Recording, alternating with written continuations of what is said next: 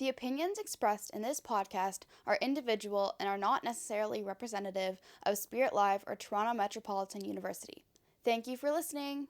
Just another disclaimer, I want to say that everything I talk about in this podcast is very subjective. I'll be talking about my own opinions and thoughts, and you do not have to agree with me. I encourage you to have your own opinion and not feel attacked if my opinion is different from yours. Thank you and enjoy the show!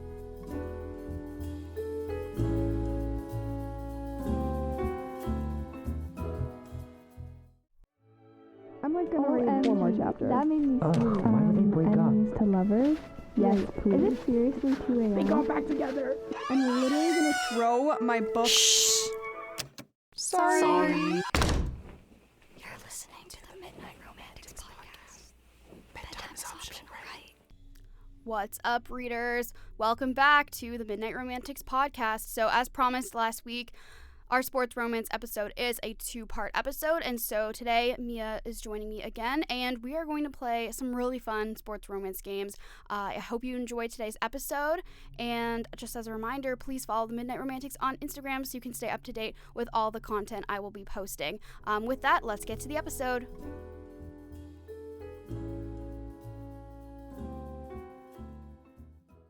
So, the game is called Smash or Bench. So, Smash is you love this trope and you would keep it.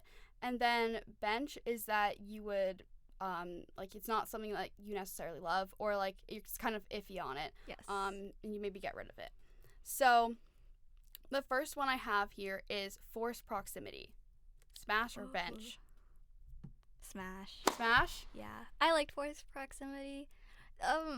It really depends on the characters and what kind of forced proximity they're put into. Mm-hmm. But normally, I really like it, and I think it shows good development of characters. Mm-hmm.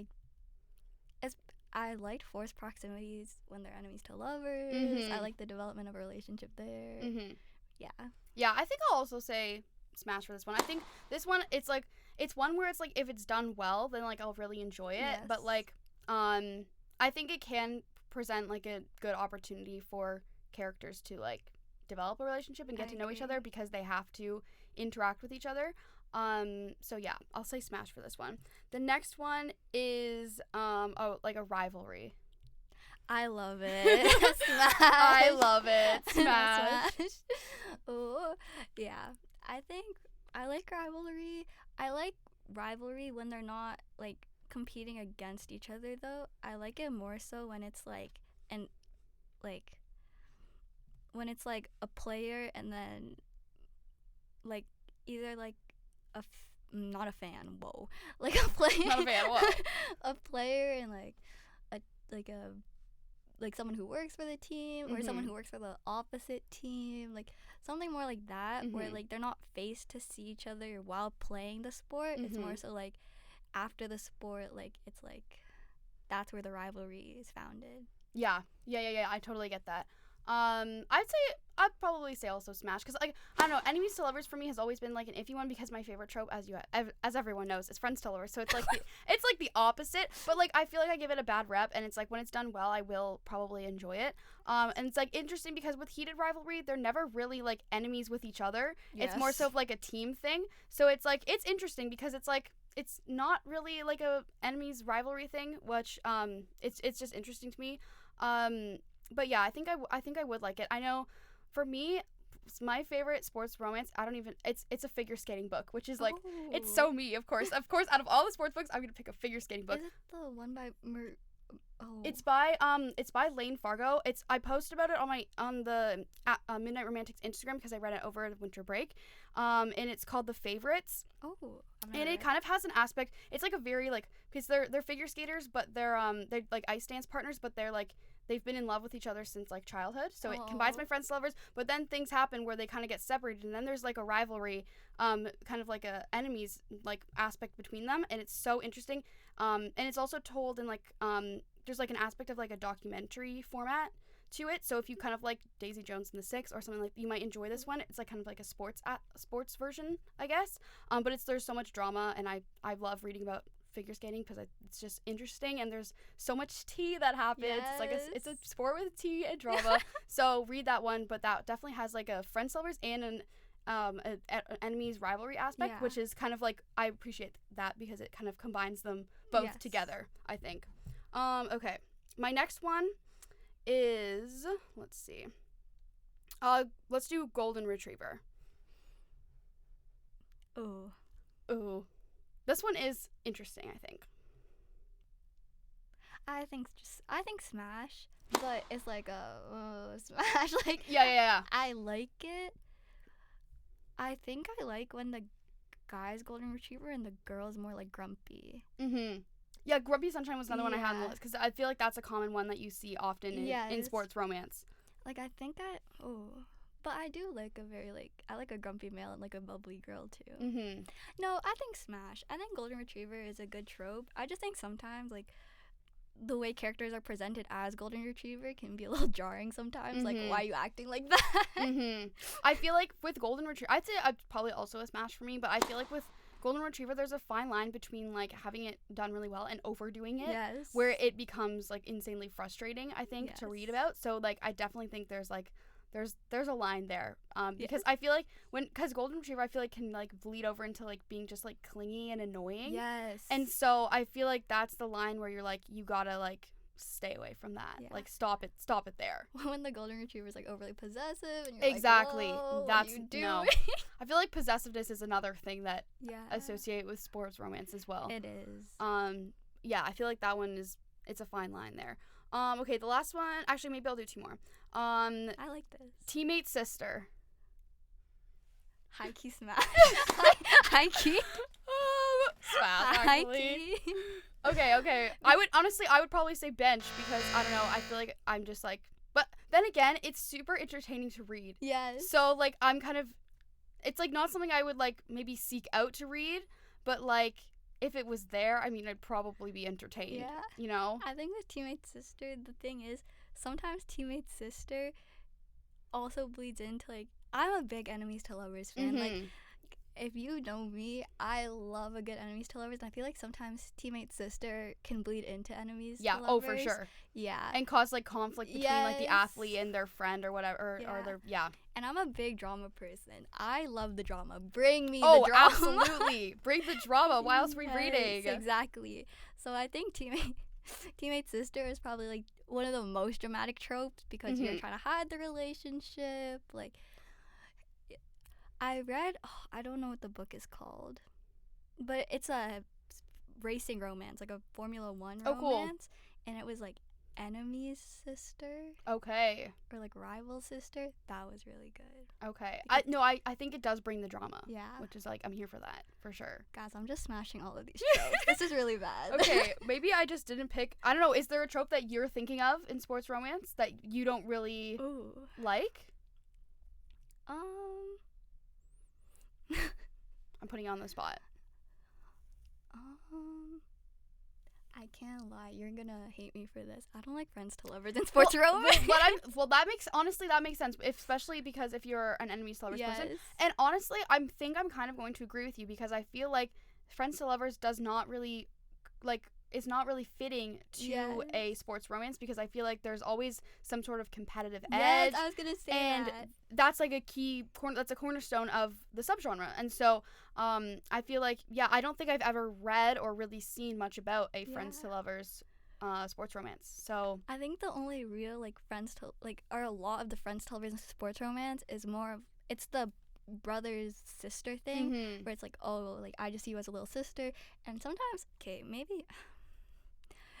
that trope gets a little weird too because they'll be like, oh, I see you as a little sister, and then they get together in the end and you're like, yes, wow. That's where my issues come in, I think. Wow. Like, so did they mean any of that they said before? Like, clearly not. Yeah. Okay, I'll do one more. The last one I have is fake dating. I have a hate-love relationship with fake dating. I agree. I think low-key smash. Yeah, no, I'm smashing as well. But again, I think all of these genres, if they're not done well, you're sitting there reading like, this book needs to come to an end. All of these tropes can be done horribly wrong. Yeah. But I like fake dating. I think when it's like, I like fake dating when it comes when the trope has to do with like PR Mm-hmm. versus like, oh, Yes, I need to yes. fake date like to be like a wedding guest or like a guest somewhere. I hate that. I hate Yeah. that. And I feel like that is like become so popular Yes. as a trope. Like with like, oh my god, I need a date to my wedding. You want to come with me? I hate you, or like we barely know each Yeah. other, or like we're being friends for so long. No, Yeah. please don't. Like, I'm so over that. like I don't mind it, but like in a sports romance, it's just kind of like it doesn't like. I just feel like it's never relevant to the Mhm. sport romance, so it's better if they're fake dating for like PR reasons or like something like that versus like, yeah. I agree. I totally agree with that. Yeah, because I've been this isn't a sports romance, but I've always loved the To All the Boys I've Loved Before series, and I think that's a great example of like a cute YA that does fake dating really well. Yes. Because it's just like it's adorable and I love it. I agree. So yeah, I definitely agree. Let's get rid of the need a date to the wedding. That is Yes. so played, so done. Just go to the wedding by yourself, I okay? agree. There's nothing wrong with doing things by yourself, I okay? agree. Only book that like I don't know if it's the only book that I ever really liked with fake dating, but The Spanish Love Deception, there's something about that book. I have not read that one, so I I can't liked comment. it. But I don't know if I like. Because I feel like that one was almost like ahead of the Yes. curve of, I think that once that one became popular, then The influx. everyone jumped on that yeah. train. That's the thing with book talk and romance authors that I am frustrated with, is this like jumping on a train that's like just because it's popular and not necessarily what you want to write. I like, 100% I think agree. if authors wrote what they actually wanted to write, we'd have so many more diverse books, and I think it would be a lot better. I definitely agree. So yes. stop jumping on the bandwagon. Be your own person, okay? Yes. Okay, this next game is super fun. So I've done something kind of similar to this before, but this one has a sports element to it. So I have a random generator, and I've put a bunch of sports into it. But the twist is, as I was telling Mia earlier, is all of the sports are not typically ones that you would find in sports romance. So I didn't put like baseball, hockey, soccer, basketball, whatever. We're talking like pickleball, squash, equestrian, water polo. Okay, we're talking all the niche sports that need their voices heard in the romance world. It's okay? your community sports. It's your community sports, exactly. So I'm gonna do the generator, and we are each going to get a sport, and then we're just gonna come up with a really brief kind of plot idea, like maybe like a suggestion of characters, maybe a meet cute, and then a little bit of a plot. So let me get the spinner. Okay, so I have the spinner up. So we'll do Mia first. Okay, I'm scared. Mia, your sport is wheel is spinning. Okay, there's a lot of sports on here, so let's see. I'm scared. It's gonna give You me have some... got rowing. Wow, that's exciting. Wow. Like a row team, like those big boats. Yes, like the big boats. It's gonna be like maybe like a multiple couple situation. They saw each other across the boat, and it was love at first sight. Okay. Mine is spinning. We've removed rowing. Okay.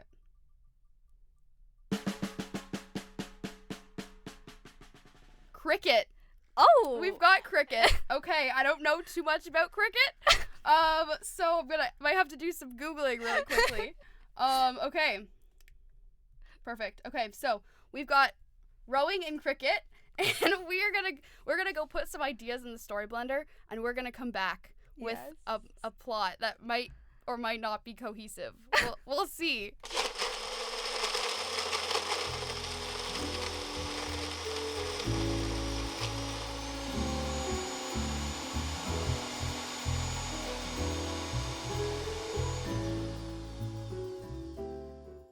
Okay, we're back. So after much deliberation, we have come up with ideas that are questionably connected to the sports we got. So Mia got rowing and I got cricket. So Mia, would you like to go first and share your ideas for a rowing romance? Guys, don't hate. Don't hate. I don't want... Okay, so they're rival rowers. Ooh. Okay, the setting, Summer Olympics. Rowing is an Olympic sport. Okay, I know what you're thinking, rowing like big boats. No. They're single rowers. There's one of them on the boat, okay? And, okay, little backstory. They met when they were younger at a mixed rowing competition, because apparently those are a thing. Okay. See, she did her research. Yes. Appreciate it. A little thing about him, he's kind of like, he's very confident. He's kind of like, when he was younger, he was kind of that like class clown vibe, low-key, a little bit cocky. You know the type. You know the type. Yes. And she's also she's competitive. Oh, sorry. She's competitive. And like, as soon as they met, she was like, I don't like him. But he liked her. He just like didn't say anything because like, oh, she doesn't like me. he clocked it. His ego was bruised. Exactly. So they meet up again at the Summer Olympics, and they have a bet going to see who's gonna win gold for their country. Obviously, like, it's a different sport. Well, not a different sport, but like male and female rowing. They're competing in 2 different events, but it's like who's able to get gold for. I don't know if I want them for different countries. Do you think different countries, same country? Do you think it's more competitive for the same country? I think probably more competitive if it's the same country. Okay, yeah. So they're competing for who can win gold. They have a bet going for who's gonna win gold for their country, but different events. Okay. So they grew up competing against one another. Yes. At the Olympics, he makes he's the one who comes up with the bet because he wants to spend more time with her, and he's like, oh, like low-key, I could convince her to like me. Like, okay, manipulative baddie. He's like, let me spend some time with her. And little does he know, she has feelings for him, but is too embarrassed to admit them because she's like, who could like this loser? She's like, look at this guy. She's like, what happened to my standards? Yes. That's so funny. So she tries to distract herself by talking to other people, like other male rowers, to be like, maybe I'm just going crazy. Like, we're stuck in this Olympic village. Like, maybe the feelings aren't really, it's the forced proximity, she's thinking. So he gets jealous, and he's like, oh, what's this girl on? kind of thing. But then at the end, she realizes, like, why am I trying to distract myself? Like, if it's meant to be, it's meant to be. And then I think I want them both to win gold, and the bet is kind of just like it's like stops being relevant. Yeah, it stops being relevant. And then she kind of brings that up. She's like, oh, like now there's no need to talk to each other because the bet's kind of like flushed out. And then he's like, and then he's the one who's kind of soft with his feelings, kind of contrasting how he was, and it's kind of like, wait, no, but like I really like you. And then that sparks her to be like, I like you too. Aww, I love the Olympic setting. I think that's really cool. I would love to, especially because the Olympics just happened. I'm like, I'm like, oh my gosh, I love the Olympics. Yes. And so like, I think like reading one would be really cool. And I think too, having it set in the Olympics sets a standard for like them being in the same area. Yeah, the Olympic Village is like for sure the place to be. It's the place to be. So okay. Okay, mine. I kind of wanted it to be like darker. Oh, but like, because cricket sounds like fun. Yeah. But I wanted to like juxtapose it. So like, I kind of pulling from like the book I was talking about earlier, The Favorites. I kind of wanted it to be told through like a past present like documentary situation. So like, we go back into the past, and then when we're in the present, it's kind of like told through like a documentary perspective. And so I wanted him to be like so in cricket, I learned through Googling, they're not pitchers, they're called bowlers, because like how they throw and stuff. So he's a bowler, like you would say it. So he's like a star bowler on his, like, he starts off on like his university team. And he starts this like tumultuous relationship with the girl who runs the highly esteemed school newspaper. Oh. So she wants to be a journalist.